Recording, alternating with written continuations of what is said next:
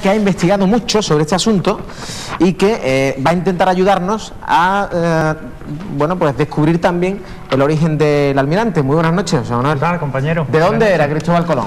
Pues en principio era genovés. Genovés. En principio era genovés, aunque he de decir que era precisamente uno de los secretos mejor guardados del propio almirante.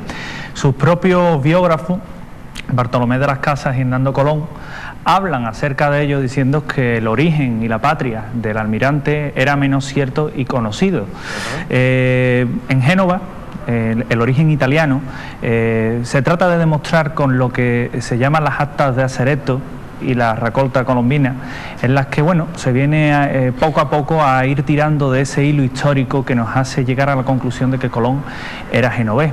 De todas formas, sus biógrafos tampoco se explayaron en esto. No, porque realmente... ¿Por qué se ocultaba esta información? Se ocultaba esta información por una orden, el ordenamiento de Alcalá, que estaba vigente en España y que prohibía o no permitía a lo que eran los no castellanos o vecinos de Castilla y extranjeros tener, desempeñar un cargo público a nivel gubernamental, administrativo, cualquier otro tipo al cargo de la corona, y Cristóbal Colón tenía algo que era el mayorazgo sobre el virreinato de las Indias y el almirantajo, que era hereditario directamente a Hernando Colón y a Diego. De hecho, por esto se cree que se oculta ese pasado extranjero que tenía Colón en pro de esos familiares suyos que mantienen un litigio con la corona española desde el año 1508 hasta el año 1520, en que Diego Colón logra vencer ese pleito y se le reconocen sus derechos.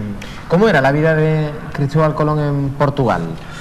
Cristóbal Colón se sabe ciertamente que tuvo relaciones en Portugal y que incluso hay quien dice que era portugués, pero lo realmente interesante es que Cristóbal Colón habla de su padre, Domenico Colón, y también habla de su infancia en Pavía, en un determinado lugar de Portugal, que estaba en uno de los dominios del duque de Viseu. Es curioso porque incluso se llega a poner a las órdenes en un futuro del propio rey de Portugal. E incluso también se habla de las otras, en un momento dado, de las otras oficios no reconocidos del propio almirante. ¿Y qué sucede, José Manuel, tras la muerte de Cristóbal Colón para que se dé la controversia que estamos viviendo aún en estos días? Pues sucede que el 20 de mayo de 1506 Cristóbal Colón fallece en Valladolid, la ciudad del Pisuerga.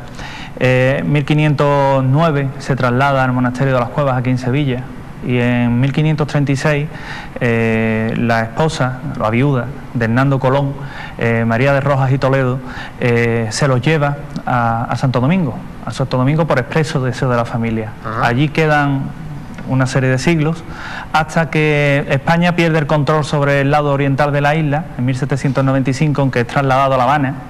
En La Habana, España en el 98, en 1898, pierde también lo que eran las colonias, y está certificadamente probado que regresan esos restos a España.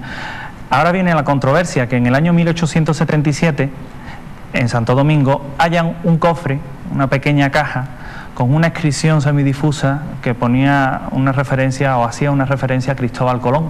Y desde entonces el pueblo dominicano pues opina que realmente los restos que tienen bajo el faro, bajo ese impresionante monumento dedicado a Colón, pues son realmente los del almirante.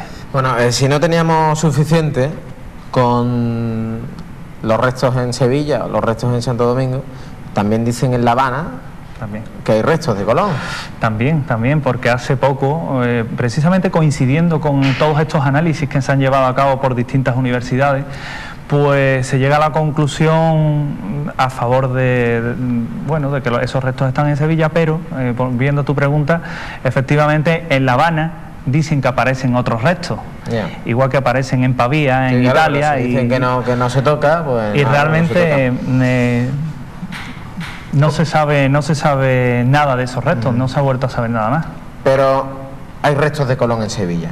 Sí, Eso sí está certificadamente probado, científicamente probado, que al fin y al cabo es a las pruebas que nos tenemos que someter, dado que sus familiares o sus descendientes, en este caso Anunciada Colón de Carvajal y Jaime, pues aceptan ese reto que es analizar los restos que se guardan en Sevilla. La Universidad de Granada acepta el desafío junto con otra serie de universidades, entre ellos el Instituto Masplan de Leipzig, Barcelona, Roma, y bueno, detrás de una serie de estudios al que estaba encabezando José Antonio Lorente como forense, y bueno, y lo que era Enrique Villanueva, el doctor Miguel Botella, sí, y demás, pues después de una serie de estudios antropomórficos, estudios biológicos, estudios por fin de ADN, pues se llega a la conclusión de que esos restos en Sevilla, que no llegan a un 25% del total del esqueleto. Ojo, ese dato es muy importante, no llegan al 25%. También hay que decir que los restos que se encuentran en Sevilla están muy deteriorados, porque antiguamente se tenía la costumbre o la mala costumbre de descarnar al difunto, con lo cual se perdía gran parte de material y está en mal estado.